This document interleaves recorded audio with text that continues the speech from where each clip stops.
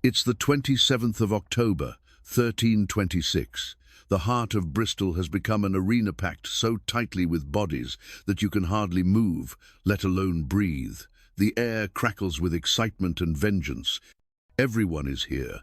Noblemen in fine velvet, scruffy peasants, merchants clutching their purses, all united by one thing, a thirst for blood. On the scaffold stands a figure who just months before had every lord in England bowing to his will. Hugh Despenser, the elder Earl of Winchester, royal advisor, and the real power behind the English throne. He was the man who whispered in the king's ear, who ruined enemies with a flick of his pen, who lived for decades untouchable, cloaked in the king's favor. Now he's surrounded by a mob screaming for his head. They're not just angry, they're ravenous, desperate to see him suffer. But how did it come to this? How does a minor baron become the most hated man in England? What sort of deeds could provoke a punishment so gruesome, so humiliating, that even medieval chroniclers hesitate to describe it? To understand Hugh Despenser's journey from kingmaker to the kingdom's scapegoat, we need to go back long before the scaffold, long before the dogs. We must first rewind to 1261. Hugh Despenser the Elder is born into what we'd call the medieval middle class, minor nobility in Warwickshire. His father, a staunch supporter of King Edward I, set the template: loyalty to the throne, a taste for danger, and above all relentless ambition. By his 20s, Hugh was already making his mark. A baron by inheritance, a soldier by necessity, and soon a cunning courtier with an eye for opportunity. He fought alongside Edward I, winning lands, influence, and favor at court. By the 1290s, Hugh is collecting positions like their Pokemon cards. He's building his power base one boring government job at a time. And here's the genius part. Nobody saw him as a threat because he wasn't trying to be flashy about it. Then in 1307, everything changed. Edward I dies, and guess who becomes king? Edward II, and guys, calling him weak is being generous. Edward II was like if you took everything that made a medieval king effective and just, removed it. He was young, inexperienced, and had zero idea how to run a kingdom. Most people saw this as a disaster. Hugh Despenser the Elder, he saw opportunity. While the big-name earls were fighting over who got to be the king's drinking buddy, Hugh played it completely differently. He positioned himself as the guy who could handle the actual work of running a government. Hugh was quietly taking control of England's finances, legal system, and military operations. And here's where it gets really smart. Hugh had a secret weapon, his son, Hugh Despenser the Younger. This kid was everything his father wasn't: young, charming, and able to get close to the king in ways the older Hugh couldn't. So what does Daddy do? He starts grooming his son to be the king's confidant. By 1318, the Despenser family had basically created a shadow government. Hugh the Elder controlled the bureaucracy, Hugh the Younger controlled the king, and together they controlled England.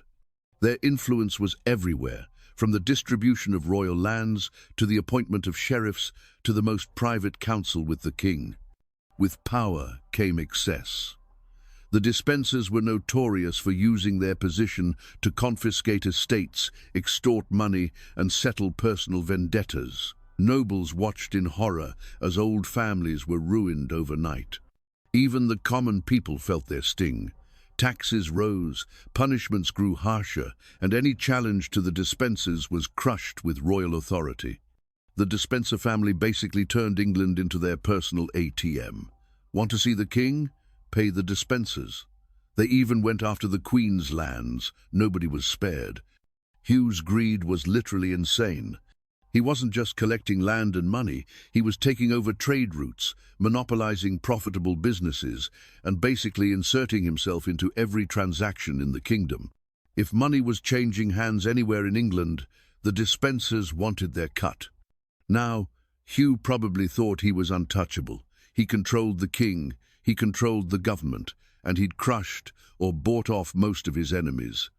But there was one person he couldn't control, and she was about to become his worst nightmare: Queen Isabella of France. Isabella was married to Edward II in one of those political marriages that were basically business deals with fancy dresses.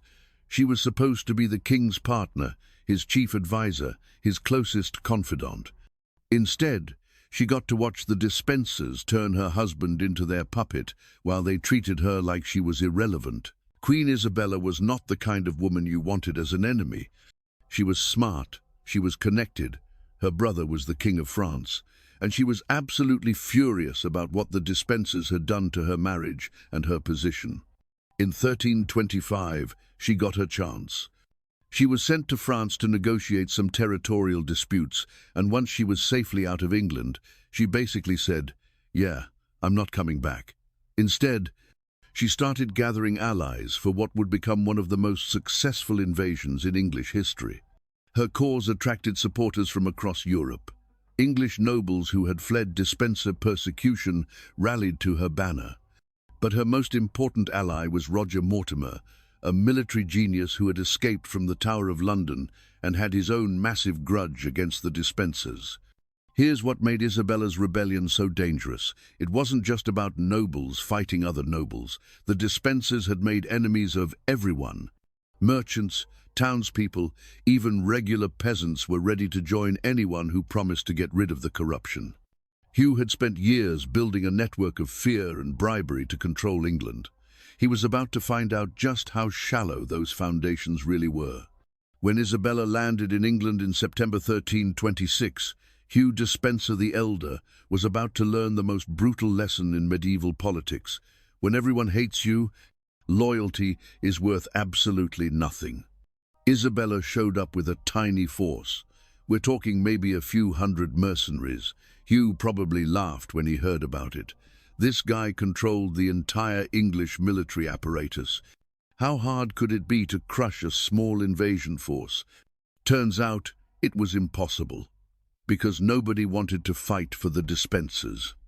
The king tried to raise an army, and what happened was absolutely humiliating. Nobles who had been forced to bow to Hugh for years suddenly found their courage and declared for the queen. Towns opened their gates to Isabella's forces. Even royal castles surrendered without a fight. 20 years of careful political construction collapsed in literally weeks. Hugh watched his empire crumble like a house of cards. His estates were seized, his officials fled or switched sides, and his treasure was looted by his own former servants. The final blow came when Edward II and both Dispensers fled toward Wales, hoping to find refuge in their traditional stronghold. But even in Wales, the lords who had been forced to submit to Dispenser rule saw their chance for revenge. Hugh Despenser the Elder was captured near Caerphilly Castle in October 1326. Not in some epic battle, not in a dramatic siege. He was just abandoned by everyone and left defenseless. The man who had controlled kingdoms ended up with literally zero friends in the world. They dragged him to Bristol for what would become one of the most brutal executions in English history. And now we're back to that, the 27th of October 1326 morning in Bristol, where Hugh Despenser the Elder is about to face the consequences of 2 decades of corruption and brutality. The crowd that has gathered represents everyone whose life he made miserable. The sentence they read out against him was designed to match the enormity of his crimes. Hugh Despenser the Elder was hanged outside the gates of Bristol. He was beheaded, his head set on public display. But death was only the beginning of his humiliation. As the chroniclers recorded with grim satisfaction, his headless corpse was left to rotund. Then, in a spectacle of utter disgrace, it was fed to dogs. A punishment so degrading, so final, it was meant to erase even the memory of his power. His son, Hugh Despenser the Younger, met an even more grisly end. Captured soon after his father, the younger Dispenser was condemned for high treason and subjected to a punishment reserved for the most hated traitors in England. He was hanged, drawn, and quartered, his head displayed on London Bridge, his body cut into pieces and sent to distant cities as a warning. With the deaths of Hugh Despenser the Elder and his son, an era ended. Their lands were seized, their families scattered, and their names became a byword for greed and betrayal. The chroniclers did not mourn. The people rejoiced. Even today, the fate of the Dispensers is a lesson, that power without conscience breeds ruin, and that the mightiest can become the most despised. There are no statues for men like Hugh Despenser the Elder, only stories of ambition, tyranny, and the terrible price of both. The story of Hugh Despenser the Elder remains one of medieval England's most dramatic examples of how quickly the mighty can fall. From minor noble to shadow ruler to public enemy, number one in just a few decades. If you enjoyed this deep dive into medieval corruption and brutal justice, make sure to hit that like button and subscribe for more stories from history's darkest chapters.